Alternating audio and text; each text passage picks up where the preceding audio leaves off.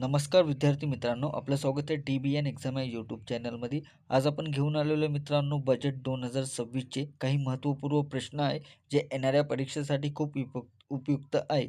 चला मग आपण स्टार्ट करूया. पहिला प्रश्न आहे मित्रांनो, भारताचा केंद्रीय बजेट 2026 संसदेत कोणी सादर केला? तर ऑप्शन आहे नरेंद्र मोदी, अमित शाह, निर्मला सीतारामन, राजनाथ सिंह. तर या प्रश्नाचे करेक्ट उत्तर ऑप्शन सी, निर्मला सीतारामन यांनी भारताचा केंद्रीय बजेट 2026 संसदेत सादर केलेला आहे. प्रश्न क्रमांक 2 आहे, बजेट 2026 कोणत्या तारखेला सादर करण्यात आलेला आहे? तर या प्रश्नाचे करेक्ट उत्तर ऑप्शन 1 फेब्रुवारी रोजी बजेट 2026 या तारखेला सादर करण्यात आलेला आहे. प्रश्न क्रमांक 3 आहे, बजेट 2026 कोणत्या आर्थिक वर्षासाठी आहे? तर या प्रश्नाचे करेक्ट उत्तर ऑप्शन बी 2026 ते 2027 या आर्थिक वर्षासाठी आहे.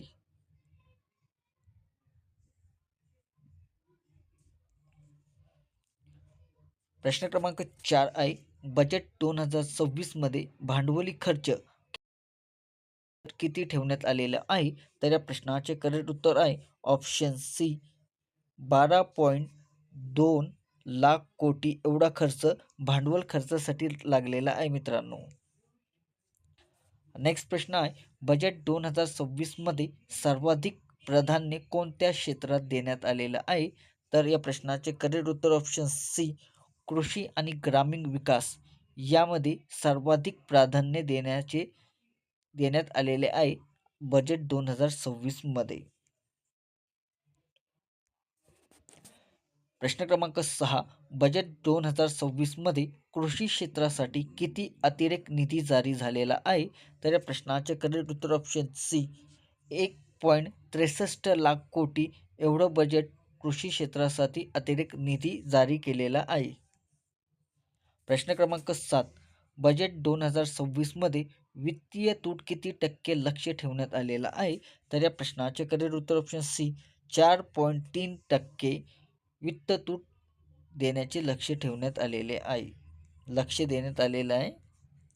प्रश्न क्रमांक 8 आहे, बजेट 2026 मध्ये किती नवीन हाय स्पीड रेल कॉरिडोर जारी केलेले आहेत?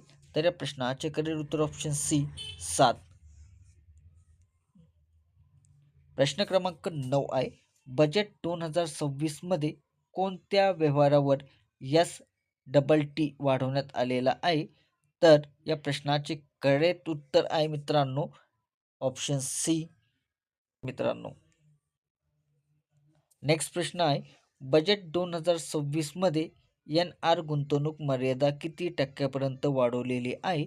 तर या प्रश्नाचे करेक्ट उत्तर ऑप्शन सी 10%. गुंतवणूक मर्यादा ही 10%वर राबवण्यात आलेली आहे. तर चा फुल फॉर्म आहे मित्रांनो नो रेसिडेंट इंडिया. प्रश्न क्रमांक 11, बजेट 2026 मध्ये इन्कम टॅक्स बाबत काय प्रस्तावित आहे? तर या प्रश्नाचे करेक्ट उत्तर ऑप्शन सी नवीन व सोप्या इन्कम टॅक्स ॲक्ट. प्रश्न क्रमांक 12, बजेट 2026 मध्ये TCS चे किती टक्के करण्यात आलेलं आहे? टाटा कन्सल्टन्सी सर्व्हिस याला किती टक्के देण्यात आलेलं आहे? तर या प्रश्नाचे उत्तर ऑप्शन 2% इतका टाटा कन्सल्टन्सी सर्व्हिससाठी देण्यात आलेला आहे. तर टाटा कन्सल्टन्सी सर्व्हिस ही भारतातील एक प्रमुख व जागतिक ITI सेवा सल्लागार आणि व्यवसाय समाधान फर्म आहे.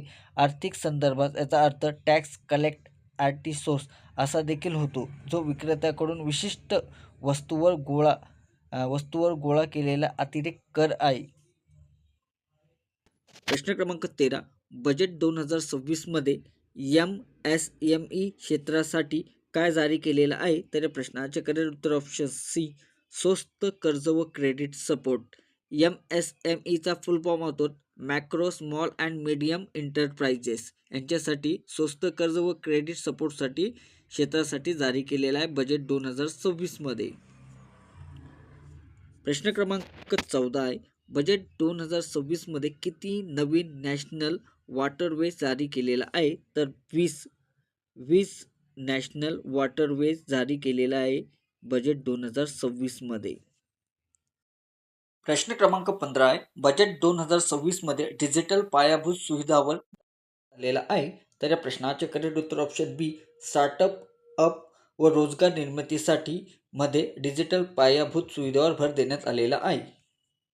प्रश्न क्रमांक 16, बजेट 2026 मध्ये स्टार्टअपसाठी कोणती सवलत आहे?